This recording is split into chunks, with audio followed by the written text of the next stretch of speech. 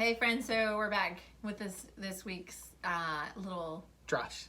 a little combo about the portion of scripture we're reading. This happens to be the beginning of Leviticus, which we decided to dive in right in the Vayikra. the beginning of the heavy. Yeah. So if you don't know, Leviticus is full of like laws and kind of minutia almost, like mitzvot, the blessings, the acts of goodness and obedience that we can choose to participate in. And we started out with the sacrificial system. We're continuing to develop a society, a culture, a community that has only essentially known Egyptian society. So Right. Well, so that actually leads me Yeah. to we had a little bit of a conversation about sacrifice on our way home from the mountains just this morning. And we're gonna maybe skip some of that because it's still undecided. Like a lot of this is just like we're figuring it out. And I think maybe we should be clear about, I don't think that we feel like we have any of the right answers or all the answers or anything. I think that's part of the joy of the journey, is just the back and the forth, and that's the goal of this little adventure, is to have the conversations. yeah, Caring is more than half the battle. right.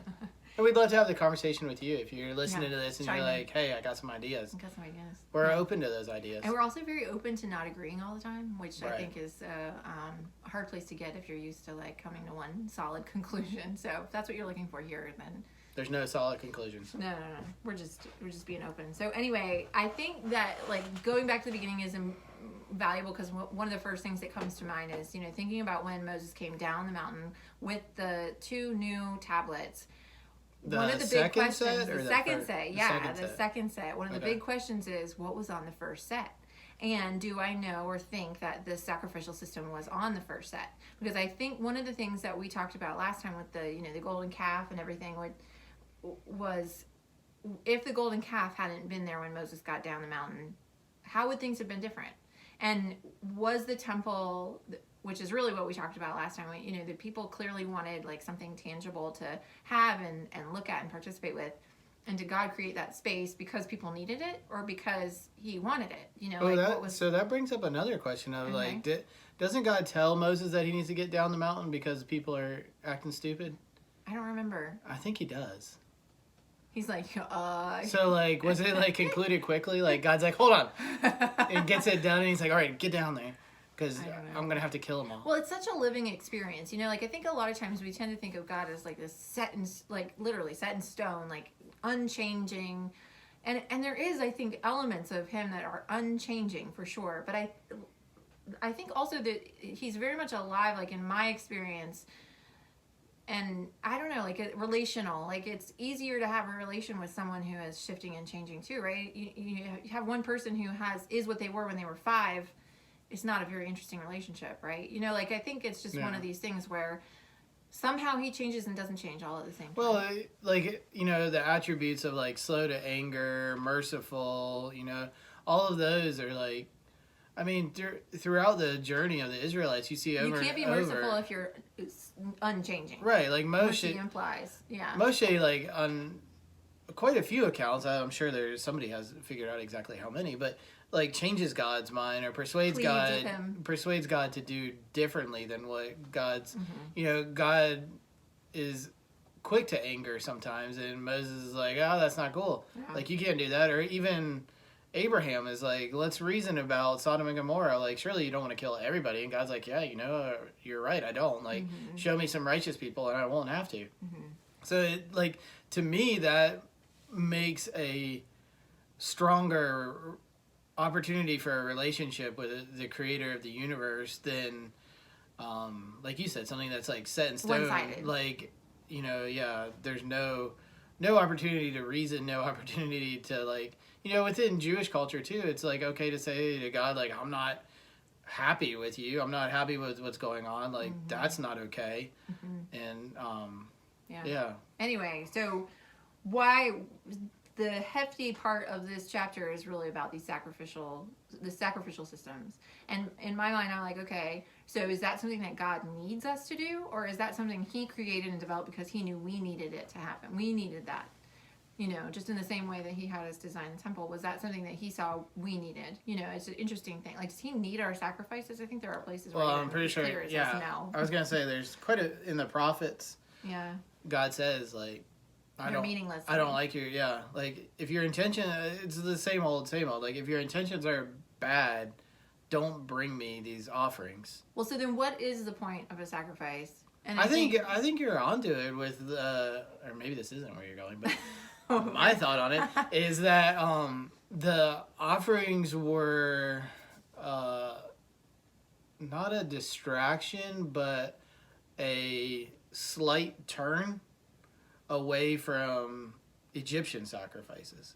So these people have been raised and growing up. So it's a counterpart for a culture that they were doing in a pagan way. Yeah, it's a answer to, like, okay, you already have these practices and you're used to this. Like, let's refocus. Maybe so that's you're saying if they hadn't lived in a pagan culture, in this Egyptian culture, they wouldn't. There would be no call to sacrifices. Maybe. I don't know. So then I guess that brings me to, like, common day, where I'm like, okay, what are the sacrifices that we make that aren't, like, holy sacrifices, but that we do make maybe without even thinking about it? I don't know. Like, I always want to compare, okay, what's the modern version of that? Well, so, like, and I'm going to use semantics on this, of course. Offerings, like, rabbinically speaking, the prayers 3 times a day are to replace the sacrifices. Well, so in my mind, that would be time. You know, like, you're putting you're taking time, and that you're taking a piece of your time and you're giving that as an offering. Well, no, I think I think you would say if you're taking your time, you're making a sacrifice. I'm saying that you're praising the creator of the universe and pausing and refocusing, and in that effort, making an offering. Okay, so semantically speaking, I'm not sure we can even accurately do that, because there's so much, like, depth to the Hebrew language that I don't know that we can actually pull that apart. But it is, like, it's really got me thinking a lot. I know. That was a lot of our conversation today already. But what I was gonna, like, just kind of come to as I was reading in our Nachman commentary, and I like this, so I just thought I would bring it up. But it says, a person sins due to the lack of dayat, which I'm not gonna try to translate that because I don't even know what it means. But as our sages teach, a person sins only because the spirit of foolishness overcame him. To rectify this constricted da'at, the offender must bring in an animal sacrifice, reflecting the fact that animals lack da'at. So I think da'at is actually translated as, like, free will, as ability to choose. So in this way, he shows that he is ready to sacrifice his animalistic tendencies. So the Torah reiterates, "Mekem min behema, from you, from the animal," because the sacrifice must be from the animal within, from one's base characteristics. So if you bring a sacrifice from the animal, you merit to be classified as a man. And what, like, the image of that, it translates as knowledge. Ooh, knowledge. Thank from you. Dot in the Sephirot of Kabbalah. Okay, you just said more words that people don't know. Picture that Kabbalistic tree. The tree of life. One of the little circles in it is Da'at, which is one of the attributes of the creator of the universe. But also humans. And humans also, yeah. So we can get into Kabbalah a different day. But that's, like, Jewish mysticism, right? But this idea of taking the animal and bringing it as a sacrifice and burning it, to me, was like, oh, I'm taking that animal part of me, the animalistic part of me, and bringing it, offering it, and literally burning it, and saying, I'm here making this choice to be here in the presence of that, destroying that element of me in order to create a holy place, a place where that animal part of me is gone, and it's just me and the divine part of me, and the knowing part of me, standing here before God. And that, like, I don't know, when I read that, it was like an aha moment. So kind of like your soul. Yeah, like, it's like a clearing of the animalistic part of us, which is, like, the need for meat, the need, like, all the dumb decisions we have every day. To me, it sends off alarm bells, because I think a lot in our society, people say humans aren't part of nature, or humans aren't animals, which essentially I believe that humans are animals. We do have a spirit, and in this case, da'at, or a soul that knows right from wrong. Yeah, but I mean, ultimately, I think being a part of nature, I don't think it makes you separate. I think it makes you a not equal, which I don't think we're equal with animals, right? Like So, a human yeah, life and right. an animal life, they're not equivalent. I don't know. You don't agree? No. So a cow and a human, you think I are think both equivalent have valuable... in the sight of, even in the eyes of God, they have equal weight or value. Maybe. Why would they not? Because they're both creation from God. Yes, but he breathed life into us and knowledge into us. And that makes us have, again, dominion over animals. Now, what we do with that dominion says a lot about us. And if we're manhandling those animals in a like negative way, that's not what I don't think that we're at liberty to make that choice. We have knowledge. We should be making wise choices and stewards of peace and goodness. But I don't think that God expects the animals to pray or to offer sacrifices or to make a choice. I've heard some argue that they don't have to pray because they're always connected with the divine. Like trees are another example. Like, right, we and want to go down this really crazy. Right, but that's even the difference is that we have a choice. Do we want to connect or don't we? And animals don't. They're just But that's what makes humans humans, and why I think our offerings bigger and more exciting is because we are making a choice. It is a choice, right? Like, it's not as meaningful if you don't have a choice.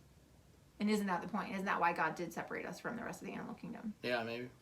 Anyway, those were my thoughts on this particular. That stood out to me because I'd never heard anyone really describe it that way. That the point of the sacrifice isn't for God to be pleased, but for humans to have a space to come to terms with that not being an animal, and to create, just like with the temple, to create a place of holiness that they can then really be in tune with that divine connection. Yeah, to remove the animal aspect. Because like you're saying, I don't think animals need that. Right. I don't know. Yeah. Anyway, there's so much more to like the sacrificial system that, I don't know, the word, I think now Drew and I need to go on a word study into what's a sacrifice versus what's an offering. That's for a later date. We're going to have to get some other rabbis involved. Right. So for our viewers / listeners, what is the difference for you between a sacrifice and an offering? Put it in the comments. I think it's a really... Send it to us in an email. Oh.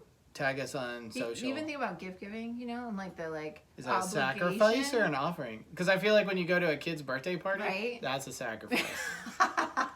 It depends on if you're the You're like, kid, go out and get some Legos, and you're like, oh my gosh, Legos are so much. Well, this day and age too, you go and like at some of these extravagant birthday parties, you go and you bring a gift, and then you also expect to leave with something.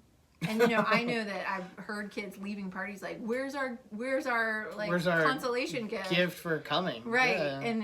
And oh man, that's just, it's, do we do offerings because we expect some kind of a return?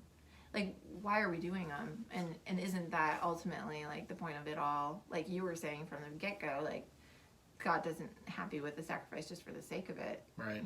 Well, like you're saying, an offering is required for us to find a space where we can connect with the divine. Let us know what you think in the comments. That's it for today, guys. Thanks.